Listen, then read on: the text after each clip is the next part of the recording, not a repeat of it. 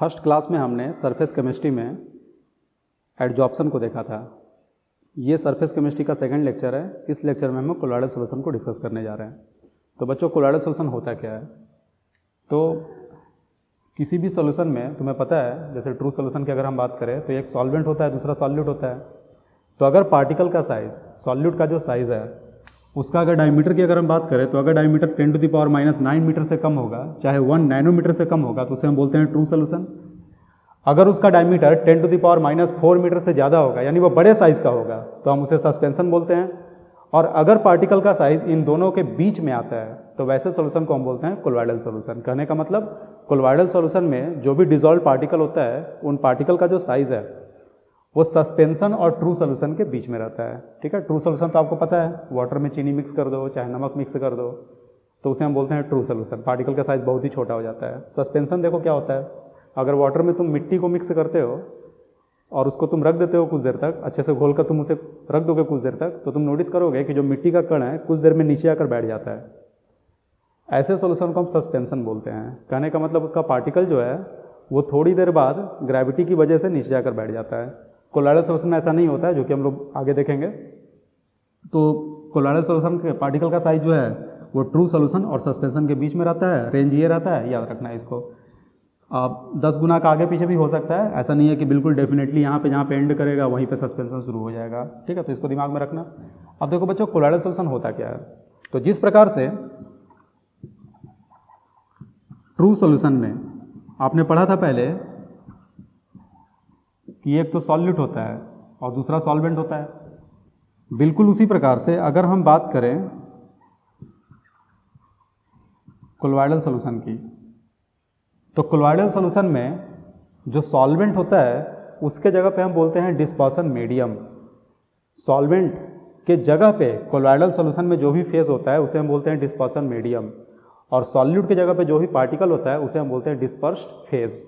तो आप इसको नोट कर सकते हो, ये हो गया डिस्पर्स्ड फेज और सॉल्वेंट के जगह पे आ गया डिस्पर्सन मीडियम। कहने का मतलब डिस्पर्सन मीडियम में अगर डिस्पर्स्ड फेज मौजूद है तो वैसे सॉल्यूशन को हम कोलॉइडल सॉल्यूशन बोलते हैं। डिस्पर्स्ड फेज को शॉर्टकट में डीपी बोल सकते हो और डिस्पर्सन मीडियम को शॉर्टकट में डीएम भी बोल सकते हो। यहाँ तक समझ में आ गया बच्चों? तो इसको नोट कर लो। इसके आगे हम लोग देखेंगे कि कोलॉइडल सॉल्यूशन को हम किन किन तरीकों से क्लासीफाई करते हैं, कितना इसका काइंड होता है। नोट कर लो इसको।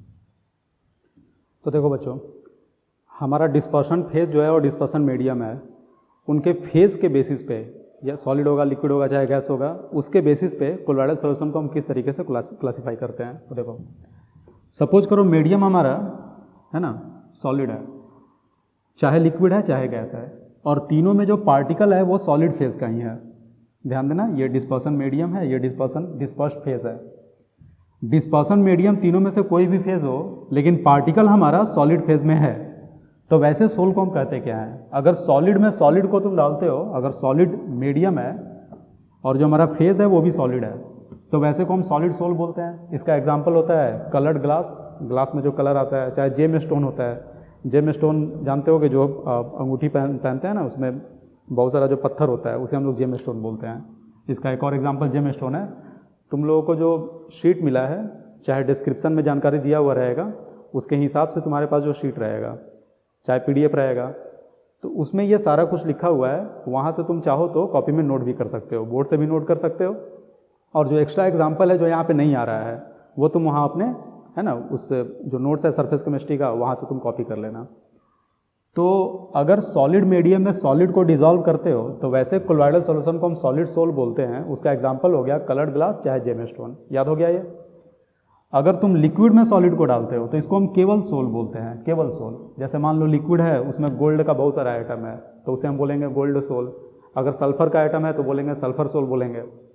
अगर गैस में सॉलिड का पार्टिकल है, गैस में सॉलिड का पार्टिकल, सोचो, इमेजिन करो, गैस में सॉलिड का पार्टिकल कब आता है, तो धुआं वगैरह जो रहता है, चाहे बड़े बड़े फैक्ट्री से, चिमनी से जो धुआं ब्लैक कलर का निकल रहा होता है, तो वो गैस में सॉलिड का पार्टिकल सस्पेंडेड होता है, तो वैसे को हम बोलते हैं एरोसोल, है ना। इसका एग्जांपल हो गया स्मोक हो गया, चाहे डस्ट हो गया, धूल हो गया, चाहे धुआं हो गया, आग जो धुआं निकलता है वो हो गया।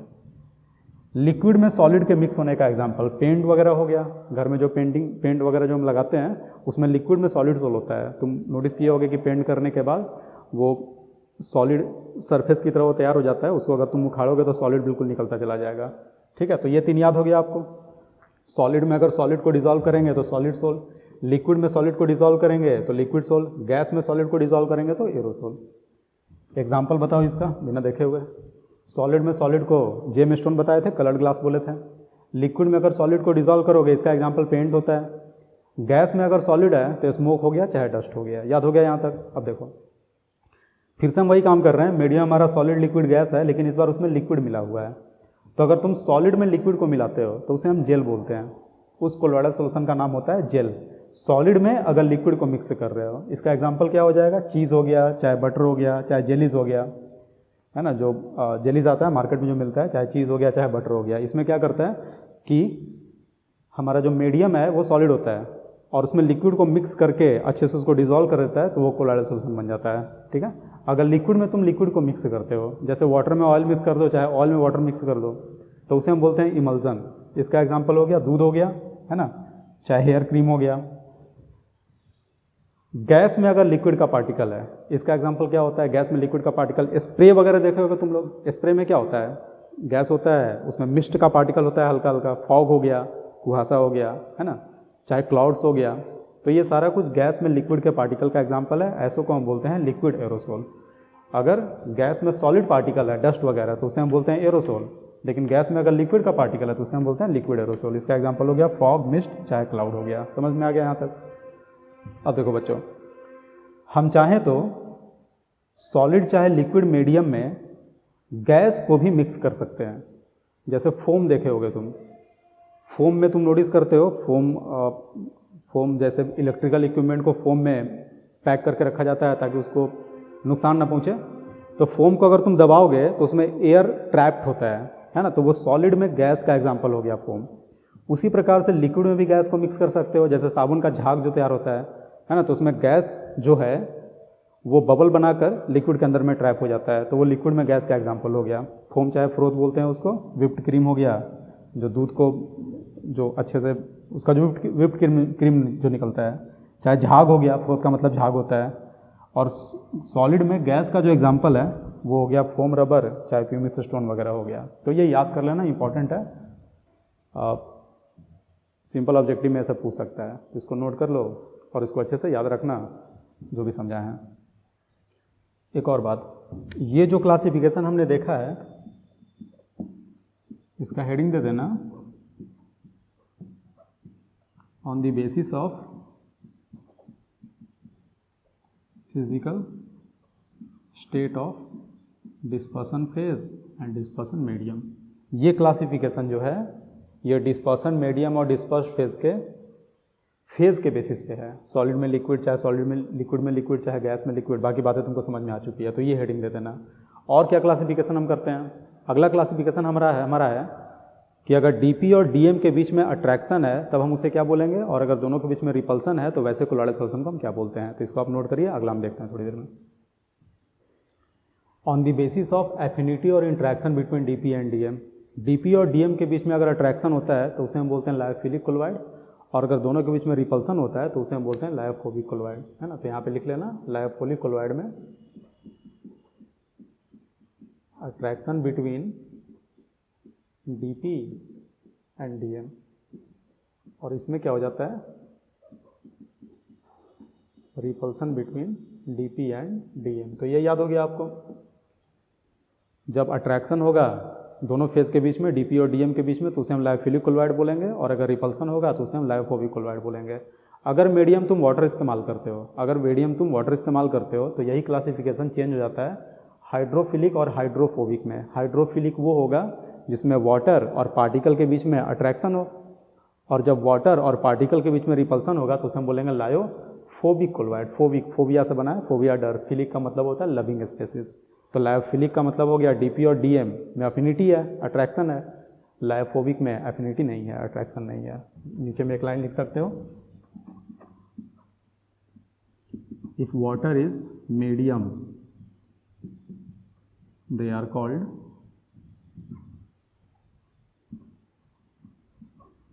हाइड्रोफिलिक और हाइड्रोफोबिक कोलॉइड्स। ठीक है बच्चों, अब देखो एक बात, प्रॉपर्टीज़ है बहुत सारी जो आपको याद रखनी है। तो लायोफिलिक कोलॉइड में अट्रैक्शन है, तो तुम उसको प्रिपेयर कैसे करोगे? तो तुम इन दोनों को जस्ट मिक्स कर दोगे, उसी में वो प्रिपेयर हो जाएगा। ऑलरेडी स्टेबल होता है क्योंकि दोनों में अट्रैक्शन है। लेकिन लायोफोबिक कोलॉइड को तुम जस्ट मिक्स करके प्रिपेयर नहीं कर सकते हो, बिकॉज कि दोनों में रिपल्सन है, तो उसमें स्पेशल मेथड नीडेड होता है। और इनफैक्ट उसको स्टेबल करने के लिए अलग से इलेक्ट्रोलाइट भी ऐड किया जाता है। तो यहाँ तक समझ में आ गया, प्रिपरेशन आसानी से होगा किसका? लायोफिलिक का। क्यों? क्योंकि अट्रैक्शन है। अगर अट्रैक्शन है तो जाहिर सी बात है स्टेबल भी होगा। समझ रहे हो? दूसरी बात, सपोज करो किसी तरह से हमारा जो सोल पार्टिकल है वो कोगुलेट कर जाता है। कोगुलेशन क्या होता है? कोगुलेट करना क्या कहलाता है? तो सोल पार्टिकल अगर सेटल कर गया, अलग हो गया, नीचे बैठ गया मान लो, तो उसी घटना को हम कोगुलेशन बोलते हैं। तो अगर लायोफिलिक कोलॉइड में हमारा पार्टिकल अगर प्रेसिपिटेट कर जाता है, चाहे कोगुलेट कर जाता है, तो उसको अगर तुम थोड़ा सा मिक्स कर दोगे, फिर से अगर उसको हिला दोगे, तो वो वापस से लायोफिलिक कोलॉइड बन के तैयार हो जाता है। यानी कि रिवर्सिबल नेचर का होता है। लेकिन लायोफोबिक इरिवर्सिबल होता है ना। ये एक बार अगर दोनों सेपरेट हो गया, एक बार कोगुलेशन हो गया, तो खुद से वो आपस में मिलने वाला नहीं है। तो फिलिक जो होगा वो किस नेचर का होगा? तो ये रिवर्सिबल होगा, और हमारा लायोफोबिक जो है वो इरिवर्सिबल होगा। याद हो गया ये? स्टेबल कौन ज़्यादा होगा? तो फिलिक ज़्यादा स्टेबल होगा। लायोफिलिक कोलॉइड बिकॉज कि दोनों में इंट्रैक्शन अच्छा होता है, इस वजह से इस पे चार्ज ना के बराबर होता है, इसके पार्टिकल्स पे चार्ज ना के बराबर होता है। लेकिन लायोफोबिक कोलॉइड का जो पार्टिकल है वो चार्ज को कैरी करता है सिग्निफिकेंट मात्रा में, या तो पॉजिटिव कैरी करेगा या तो नेगेटिव कैरी करेगा। अगर डिस्पर्स्ड फेस पे पॉजिटिव चार्ज है तो मीडियम पे नेगेटिव चार्ज होगा, अगर फेस पे नेगेटिव चार्ज है तो मीडियम पे पॉजिटिव चार्ज होगा। तो लिखो इसको प्रिपरेशन। प्रिपरेशन में क्या लिखोगे? ईजिली प्रिपेयर्ड, है ना। ईजिली प्रिपेयर्ड लायोफिलिक कोलॉइड जो होता है वो आसानी से बन जाता है, कॉमा देकर लिख लो, जस्ट बाई मिक्सिंग, केवल मिक्स करने से। No electrolyte is needed for stability. ठीक है, लायोफोबिक कोलॉइड, इसमें लिखना not easily prepared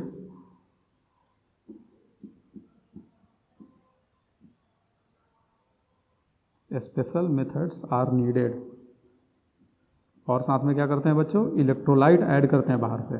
electrolytes are added for stability. Done यहाँ तक? स्टेबिलिटी में क्या बताए थे? ये वाला स्टेबल होता है, ये अनस्टेबल होता है, स्टेबल नहीं होता है। ठीक है। नेचर, लायोफिलिक कोलॉइड जो होता है वो रिवर्सिबल नेचर का होता है, लायोफोबिक जो है वो इरिवर्सिबल नेचर का होता है। चार्ज की बात करेंगे तो लायोफिलिक जो होता है कैरी नो चार्ज और very little charge on particles. Overall तो सॉल्यूशन न्यूट्रल होगा, पार्टिकल्स की बात कर रहे हैं, डीपी और डीएम की बात कर रहे हैं, है ना। इसमें चार्ज होता है,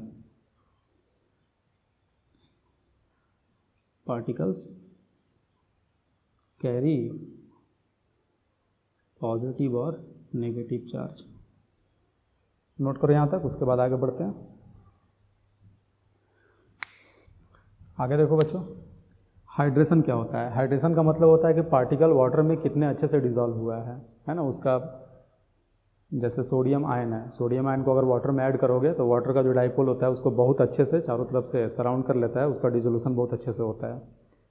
तो बिकॉज कि दोनों में अट्रैक्शन होता था लायोफिलिक कोलॉइड में, डीपी और डीएम में, तो यहाँ पे एक्सटेंसिव हाइड्रेशन होता है, बहुत ज़्यादा स्टेबलाइज करता है हमारा मीडियम जो है वो फेस को। हैवी हाइड्रेशन हो गया, यहाँ पे हाइड्रेशन कोई खास नहीं होता है। तो ये सब सिंपल कॉमन सेंस का पॉइंट है। टिंडल इफेक्ट आगे पढ़ोगे तुम, टिंडल इफेक्ट क्या होता है तुम देखोगे कि अगर हम किसी लाइट को कोलॉइडल सॉल्यूशन से पास करते हैं तो ये ब्लू कलर का कोन दिखता है, ब्लूइश कलर का, उसी को हम टिंडल इफेक्ट बोलते हैं, जिसको हम डिटेल में आगे देखेंगे। तो लायोफिलिक कोलॉइड जो है इसमें पार्टिकल का साइज बहुत छोटा हो जाता है अट्रैक्शन की वजह से, तो ये टिंडल इफेक्ट को शो नहीं करता है। लेकिन लायोफोबिक कोलॉइड में टिंडल इफेक्ट बहुत प्रोमिनेंट होता है, अच्छे से शो होता है इसमें। ठीक है। कोगुलेशन, जो अभी कुछ देर पहले बोले थे कि settling of sol particle is called coagulation, इसको साइड में लिख लेना। Settling of sol particles is called coagulation. ठीक है, सोल पार्टिकल जो सेटल कर जाता है, जो प्रेसिपिटेट कर जाता है, उसी को हम बोलते हैं कोगुलेशन। तो यहाँ पे क्योंकि दोनों में अट्रैक्शन है डीपी और डीएम में, तो इसका आसानी से कोगुलेशन नहीं होगा, और अगर होगा भी तो जिस इलेक्ट्रोलाइट को तुम ऐड करोगे वो बहुत ज़्यादा अमाउंट में ऐड करना होगा। लेकिन लायोफोबिक क्लोराइड में ऐसा नहीं है, यहाँ पे कोगुलेशन बहुत ही आसानी से हो जाएगा, है ना। थोड़ा सा भी अगर इलेक्ट्रोलाइट ऐड करते हो तो ये इजीली कोगुलेट कर जाएगा। ठीक है, देखो एग्जांपल क्या होता है, लायोफिलिक क्लोराइड का एग्जांपल मोस्टली ऑर्गेनिक सोल होता है, जैसे स्टार्च हो गया, जिलेटिन हो गया, है ना। ऑर्गेनिक कंपाउंड का जो सोल होता है, पॉलीमर वगैरह हो गया, वो भी हो जाएगा। और इसमें नॉर्मली इनऑर्गेनिक सोल जो होता है वो लायोफोबिक क्लोराइड होता है, जैसे गोल्ड सोल हो गया, मेटल सॉल्ट का सोल हो गया, है ना। FeCl3 है, उसका भी सोल बनता है, AH2S3 है, उसका भी सोल बनता है, चाहे सल्फर का सोल हो गया। तो इनऑर्गेनिक सोल जो है वो लायोफोबिक नेचर का होता है, जबकि ऑर्गेनिक सोल जो है वो मोस्टली लायोफिलिक नेचर का होता है। ठीक है, देखो इसके अलावा भी कुछ नेचर होता है, वो सब नोट से पढ़ लेना। सरफेस टेंशन क्या होता है, विस्कोसिटी में क्या रिलेशन होता है, सारा नोट्स में दिया हुआ है। लेकिन ये मेन पॉइंट है, ये सब तुमको अच्छे से याद रखना है। तो देखो क्या क्या पढ़े तुम टोटल हमारे पास 8 पॉइंट है। पहला पॉइंट था प्रिपरेशन का, लायोफोलिक आसानी से प्रिपेयर, लायोफिलिक जो है आसानी से प्रिपेयर होगा, लायोफोबिक आसानी से प्रिपेयर नहीं होगा।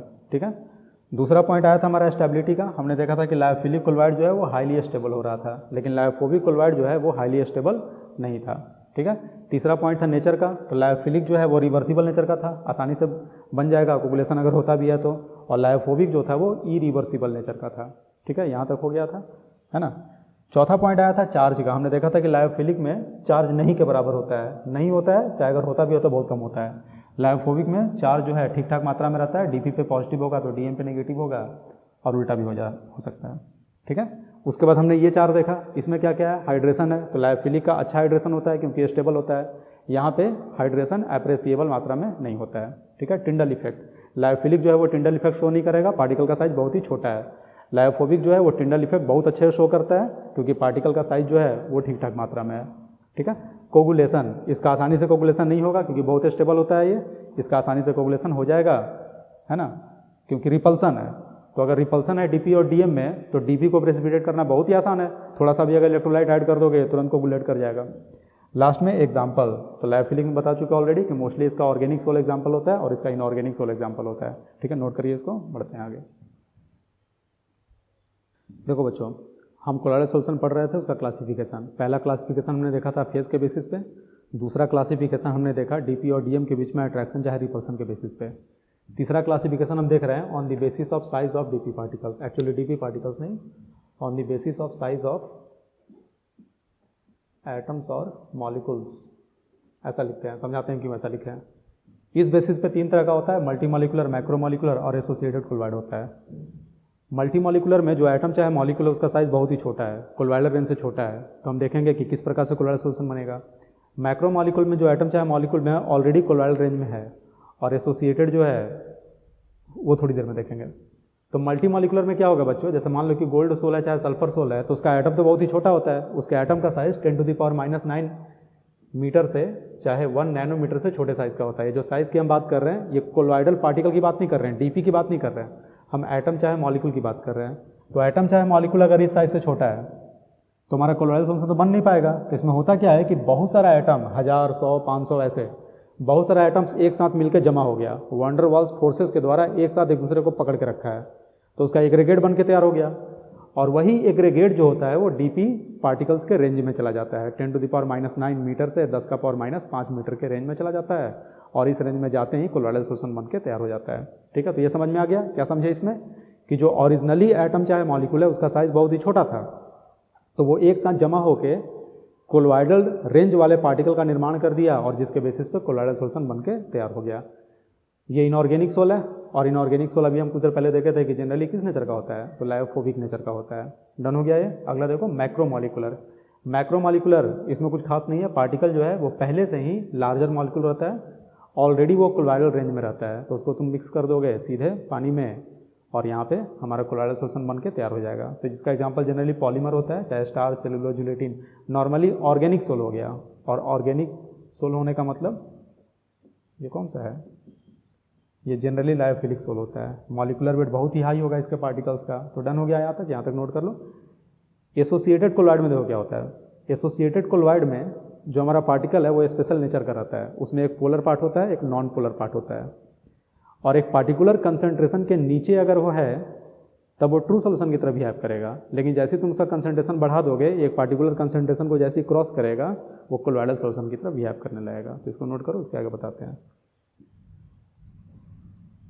देखो बच्चों तीसरा क्या है। तीसरा कोलॉइड है एसोसिएटेड कोलॉइड। ऑलरेडी बता चुके हैं कि एक ऐसा कोलॉइड होता है जो एक पार्टिकुलर कंसंट्रेशन के नीचे नॉर्मल सोल्यूशन की तरह बिहेव करेगा, ट्रू सोल्यूशन की तरह। लेकिन अगर तुम कंसंट्रेशन बढ़ाते हो और एक पार्टिकुलर कंसंट्रेशन को क्रॉस कर जाता है तो वो एसोसिएटेड कोलॉइड की तरह बिहेव करता है। उस कंसंट्रेशन को हम बोलते हैं क्रिटिकल मिसेल्स कंसंट्रेशन बोलते हैं। ठीक है, देखो these colloids behave as normal electrolyte at low concentration but as colloidal solution at high concentration. This is because at higher concentration, जब कंसंट्रेशन हाई हो जाता है तो इसका जो पार्टिकल है वो फिर से एसोसिएट होकर एक दूसरे से जुड़कर एग्रीगेट पार्टिकल का निर्माण करता है। उस पार्टिकल को हम मिसेल्स बोलते हैं। ठीक है, तो देखो मिसेल्स क्या होता है। साबुन हो गया चाहे डिटर्जेंट हो गया, वो एसोसिएटेड कोलॉइड का एग्जाम्पल होता है। तो मिसेल्स सोप का एक हम एग्जाम्पल ले रहे हैं। सोप होता है C17H35CO-, मान लो ये है। तो ये क्या होगा C17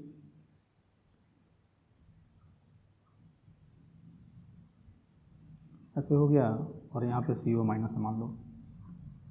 तो ये पार्टिकल हो गया है ना इसका। तो ये वाला हिस्सा क्या है, ये वाला हिस्सा नॉन पोलर है, और ये वाला हिस्सा जो है बच्चों इसमें CO- लगा हुआ है, तो ये पोलर पार्ट हो गया, ये पोलर पार्ट हो गया। अब इसमें होता क्या है, ये ऊपर वाला पार्ट नोट कर लो फिर तुम लोग को समझाते हैं।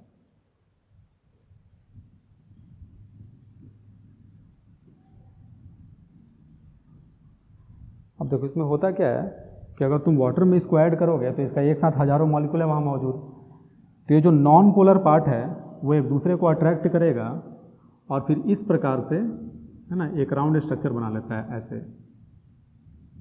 नॉन पोलर पार्ट जो है वो बिल्कुल सेंटर पे आ गया इस तरह से,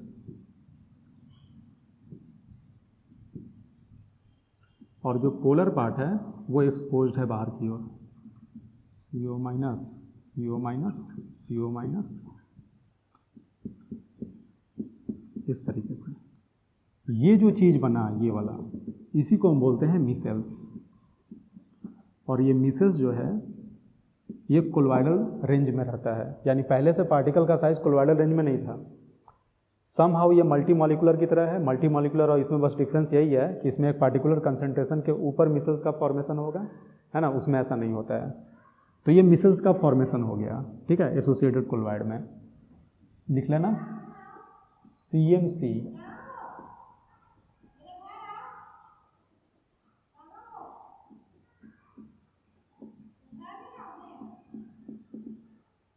CMC होता है क्रिटिकल मिसेल्स कंसंट्रेशन। नीचे में लिख लेना concentration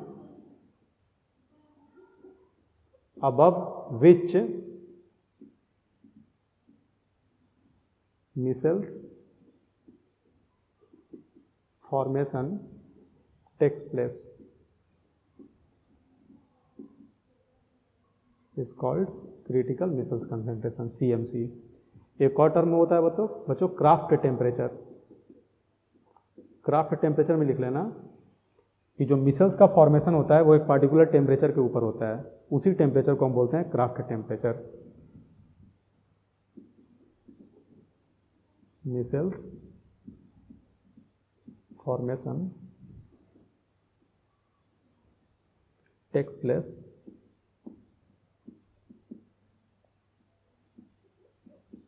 above a particular temperature